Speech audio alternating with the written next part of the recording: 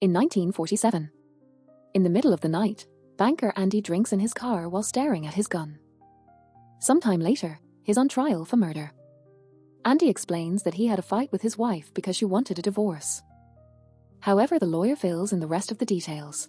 Andy knew his wife had an affair, and after the fight, he followed her to her lover's house and killed them both. Andy swears that he was drunk and only meant to scare them, also that he left without shooting. He claims he threw the gun in the river, however, it was never found. The lawyer tells the jury that the weapon was fired more times than it could hold bullets, implying that Andy reloaded to shoot them many times. In the end, the judge sentences Andy to 2 life sentences. 1 for each victim. Meanwhile, a prisoner named Red is being evaluated by the disciplinary committee. Red has served 20 years of a life sentence and swears he's a rehabilitated man. But they still reject his parole request. Then Red is sent back to the yard, where a bunch of other inmates ask him for stuff. It turns out Red is the person who smuggles forbidden items into prison. Soon a new group of criminals is brought to this prison and gets lots of heckling from the other inmates, who place bets about which of the newbies will crack first. Red looks at Andy and isn't impressed by how weak he appears to be. Warden Norton tells the newcomers that the first rule is not to be disrespectful to the Lord, but the other rules will be learned as they go along. When a newbie asks when they'll eat, Captain Byron yells at him and hits him. Then the group gets hosed down and sent to their cells still naked. Once the lights go out, one of the newbies starts crying. The other prisoners make fun of him and taunt all the newcomers in general. Haywood harasses the man extra hard, hoping to make him crack.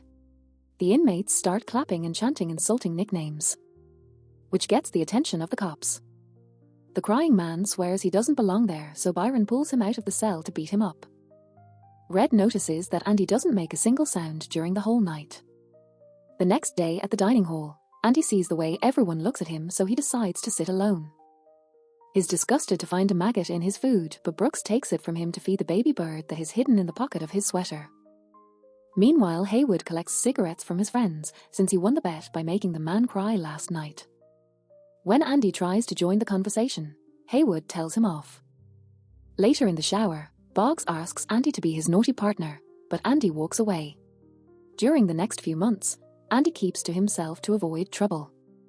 One day he introduces himself to Red, who asks him why he killed his wife. Andy insists he didn't and asks Red to get him a rock hammer. Red agrees while explaining that Andy needs to hide it well because the cops do random inspections, and if they trace the hammer back to him, he'll never be able to do business again. Then Red warns him that Boggs and his gang known as the Sisters will try to take advantage of Andy, so he needs to be careful. After Andy walks away, Red decides he likes him. Sometime later, a bunch of bags are delivered to the prison, and while nobody is looking, an inmate takes a hidden package from them. Then Red exchanges some cigarettes for new blankets, which he brings to his cell to find the package containing the hammer. He sends it to Andy by using Brooks' book cart. That night, Boggs and his gang surround Andy and beat him up before taking advantage of him. The next day, Andy appears with bruises, and everyone can guess what happened. For the next 2 years, Andy is constantly abused by the Sisters. Sometimes he manages to fight them off, but most of the time he fails. In 1949, Norton announces that workers are needed for a factory for a week's work of outside labor. Lots of inmates volunteer, including Red and Andy. Red has a chat with a cop, and his group of friends is chosen in exchange of cigarettes. Under the scorching sun, the prisoners work hard on the factory roof while the guards chat. Byron shares that he's recently come into an inheritance that is now being taxed on. Andy overhears this and approaches him while ignoring Red's warnings. When Andy tries asking some questions, Byron gets angry and drags him towards the edge of the roof before he can be pushed over. Andy offers him advice on how to hold onto his money.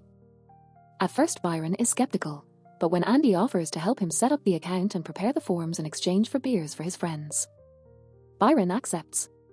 During the rest of the working week, the friends could end their day drinking cold beer. However, Andy doesn't touch alcohol because he's given up drinking. Back in prison, Red and Andy play checkers. Andy admits he prefers chess and plans to carve his own set. Red again asks Andy why he killed his wife, and Andy insists that he didn't do it. Then Andy asks what he did, and Red explains that he killed someone. Afterward, Andy starts carving the chess pieces in his cell. He also uses the hammer to write some names on the wall.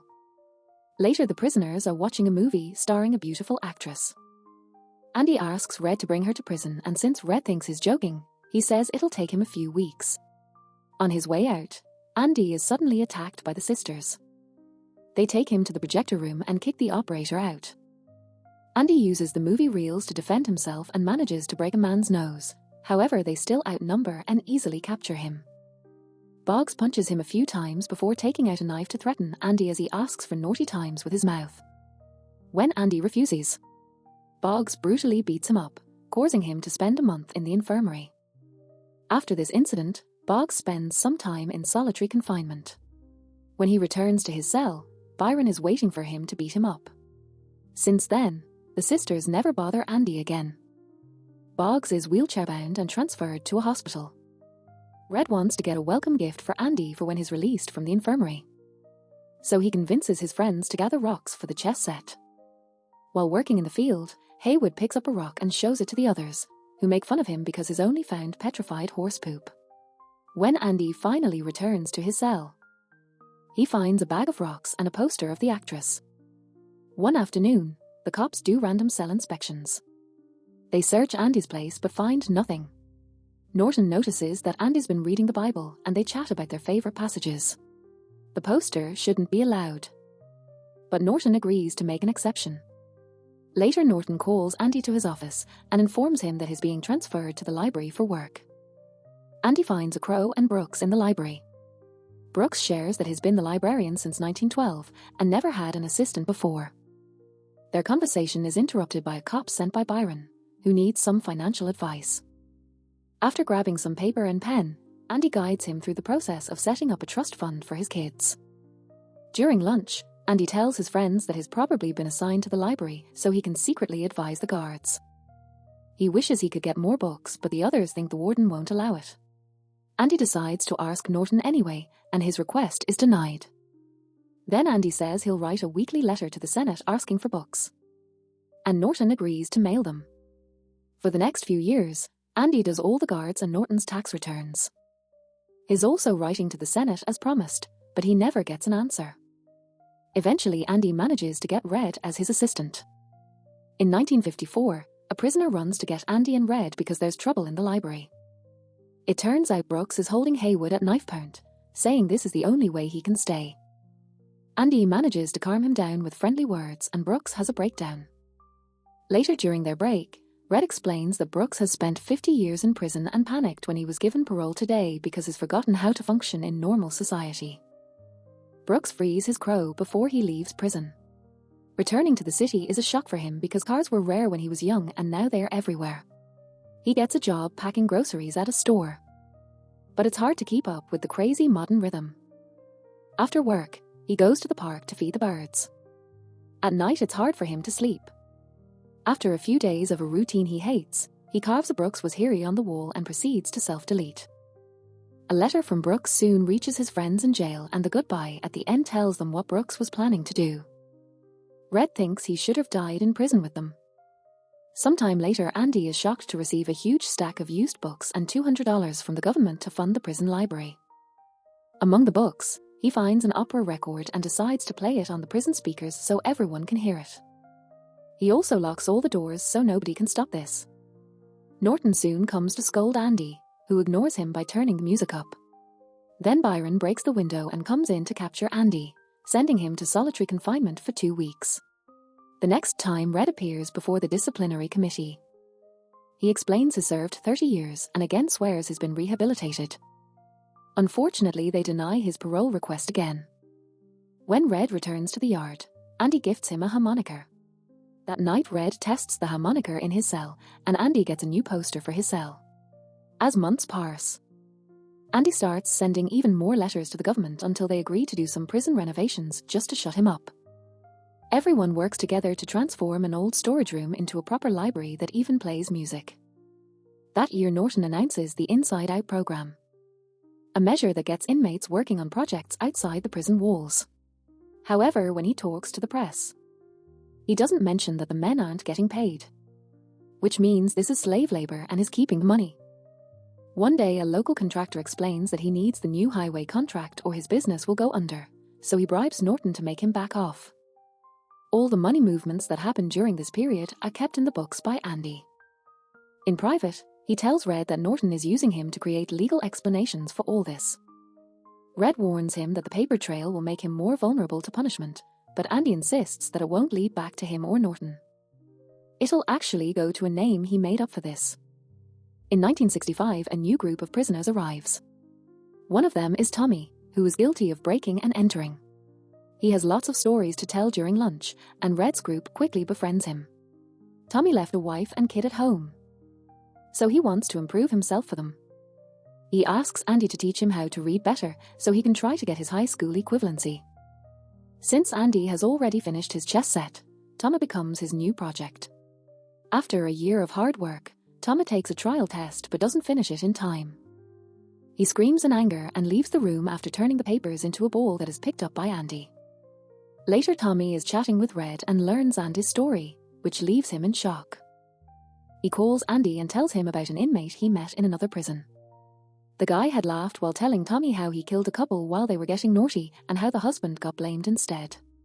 It turns out Tommy's previous cellmate is the real murderer and Andy is truly innocent. A desperate Andy goes to see Norton and asks for a new trial. But Norton thinks that Tommy made the story up. When Andy threatens to reveal Norton's dirty money schemes, Norton sends him to solitary confinement for a month. While the inmates wonder if Andy is truly innocent, Tommy receives an envelope from the Board of Education. It turns out Andy sent them the test and has passed with a C+. So now Tommy finally has a high school diploma. That night, Tommy is sent to the yard, where Norton is waiting. He wants to know if the story of the real murderer is true, and Tommy swears that it is. Then Norton makes a guard shoot Tommy dead. Next, Norton checks on Andy and tells him that they had to kill Tommy because he tried to escape. Andy tries to quit his accounting position, but Norton says that quitting means the destruction of the library and losing the protection of the guards. On his way out, Norton tells the guard to keep Andy in solitary confinement for another month. When Andy finally comes out, he tells Red that while he didn't physically kill his wife, he drove her away emotionally, which is what killed her in the end. He also confesses that his dream is to open a hotel in a coastal town in Mexico. Andy wants Red to come with him. But like Brooks, Red doesn't think he could survive outside. Then Andy asks Red a favor, if he ever gets out of prison. Andy wants him to go to the oak tree in Buxton where he proposed to his wife and move a black volcanic rock to find what's underneath. During lunch, Red tells his friends that Andy has been acting strangely since confinement.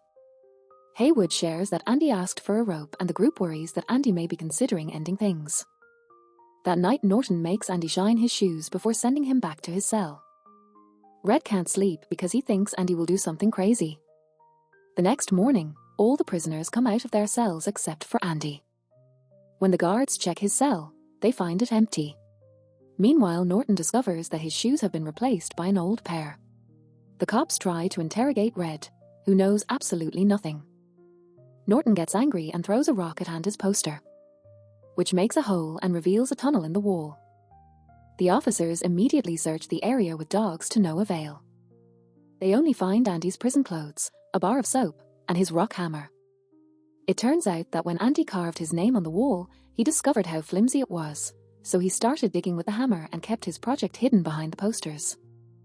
He kept all the debris in his pocket and threw it outside during breaks. Last night, he replaced Norton's book with a Bible and stole his shoes.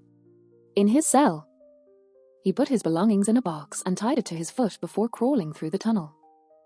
Then he climbed down the pipes and broke a big one by hitting it with a rock every time thunder struck in the sky. Andy got inside the pipe and had to deal with the smell of poop for 500 yards. But he never gave up and eventually managed to escape. Right now, Andy is visiting Norton's bank and taking his money by pretending to be the person he made up for the books. He also asks an employee to send a package to the press containing the stolen paperwork. Sometime later, Norton is horrified to see his name on a news article about corruption in his prison, and he can hear police sirens coming for him. Norton rushes to the safe and inside the Bible. He finds the hole where Andy had been hiding the hammer. Byron soon gets arrested and Norton doesn't want the same fate, so he grabs a gun and self-deletes.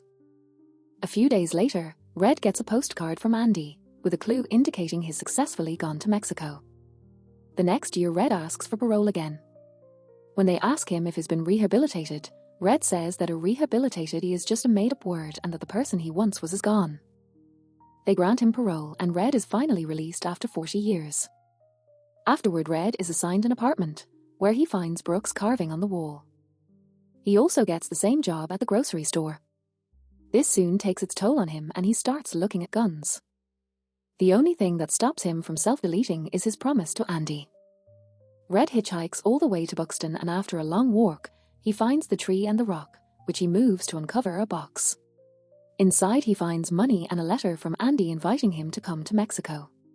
Red immediately packs his things and takes a bus to a Mexican beach, where he finally reunites with his old friend.